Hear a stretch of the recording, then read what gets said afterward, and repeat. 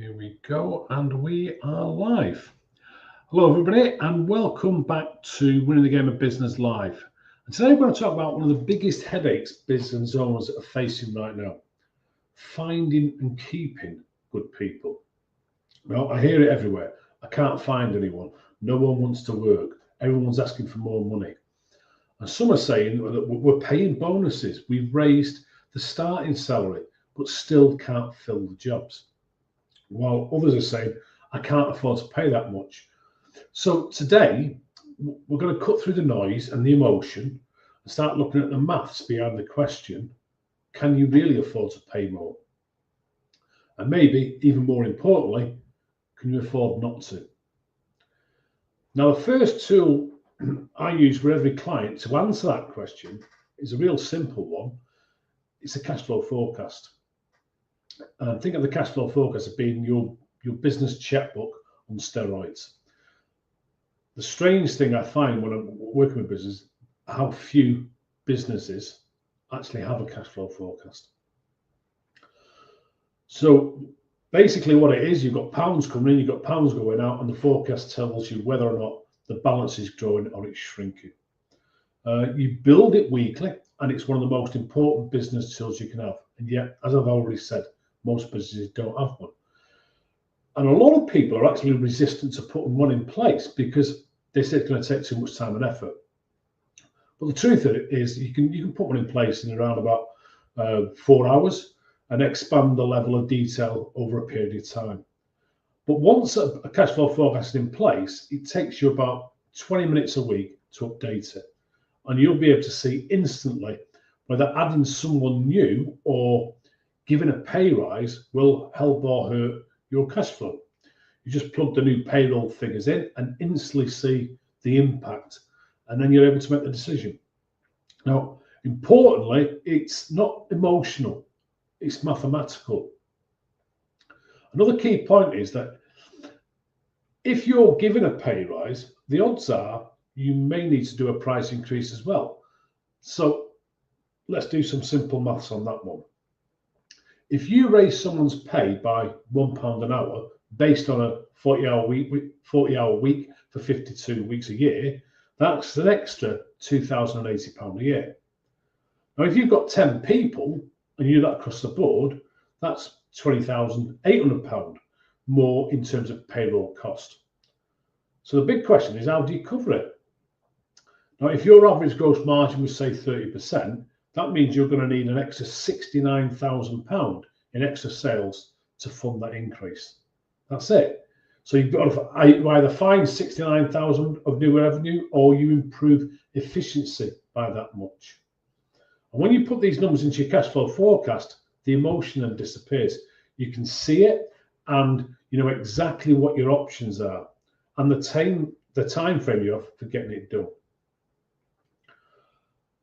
The next tool I use is the labour efficiency ratio, and it comes from the book Simple Numbers, Straight Talk, Big Profits by Greg Crabtree. Highly recommend that book, by the way. And the labour efficiency ratio is pretty simple. It asks one simple question. For every pound you pay in wages, how much gross profit do you generate? So if you're at £2 gross profit per £1 of payroll, the number's stable and growing, you're fine. In fact, you can often afford to pay more and make more money if the ratio keeps improving. Now, when you track it monthly, it will show you whether people are earning their keep or multiplying it. Third tool you can use is the break-even calculator. So the formula for break-even is fixed cost divided by gross margin percentage. And the result of that calculation is the sales you need to generate to break even. So if you've got fixed costs of £100,000 and your gross margin is, let's say, 40%, that means you're going to need, quick calculation, £250,000 in sales to break even. Now, if you were to add an extra £35,000 a year employee, you can add that to the fixed costs.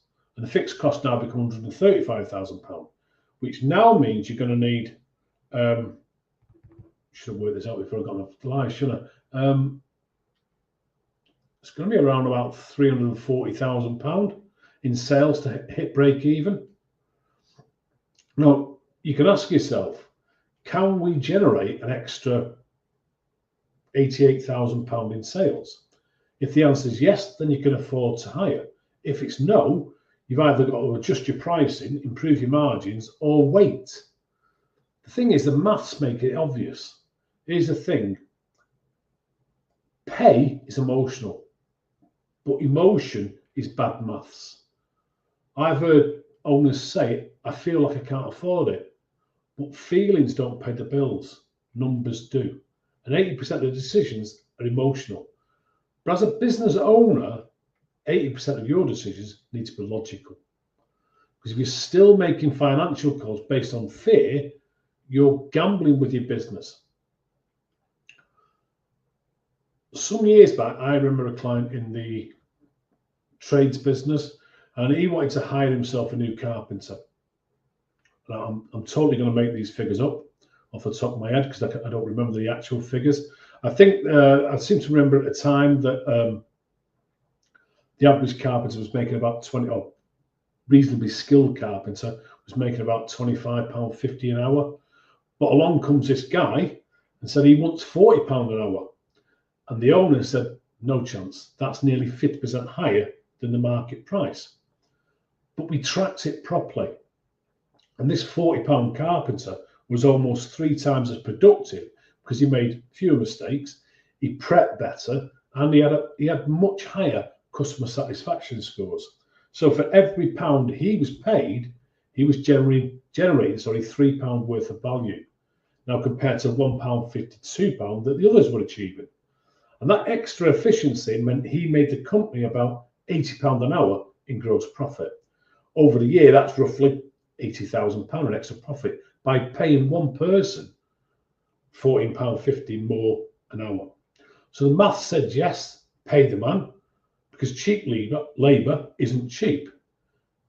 It costs you in rework, it costs you in turnover, and it can cost you in reputation. So here's the mindset shift.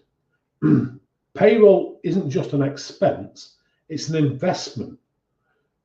But if you treat it like a cost to cut, then you're going to keep creating a poor experience that drives good people away. Whereas if you treat it like an investment, you'll start measuring return, not just in output, but in culture, in customer experience, and in consistency and continuity. Yes, the best people cost more, but they also create more. And then if you do the maths, you'll see it. So next time you find yourself saying, I can't afford to pay that much, pause and check the maths. Because the question might not be, can you afford it? It might be, can you not afford it? So use your cash flow forecast, track your labour efficiency ratio, and check your break even before you say no to great talent. And that's how you win this game of hiring and scaling with confidence. Now, if you'd like a simple version of a cash flow forecasting tool and a break-even calculator, just drop me an email or a message or DM me and I'll send them your way. So we've seen today that paying people more isn't about emotion, it's about maths. And when you know your numbers, your cash flow, your margins, your labour efficiencies, you can pay smart, you can attract better, and you can actually make more money. But here's the question. Once you can afford to pay properly, how do you actually find the people worth paying? Because right now, it's a bit like hiring. It's a bit like hiring in a red ocean. Everyone's fighting for the same talent by using the same ads and wondering why no one's applying. And in tomorrow's live, we're going to fix that. I'll show you how to attract great people without just raising pay, and how to build yourself a hiring proposition that makes your business the obvious choice, even in a crowded market. Now, if you're getting tumbleweed on your job ads or you're losing people to the competition, you want to be there. So I'll see you tomorrow for hiring in a red ocean win more talent just without paying more. Same time, same place, 3:30 UK time. Until then, make sure you keep winning this great game of business.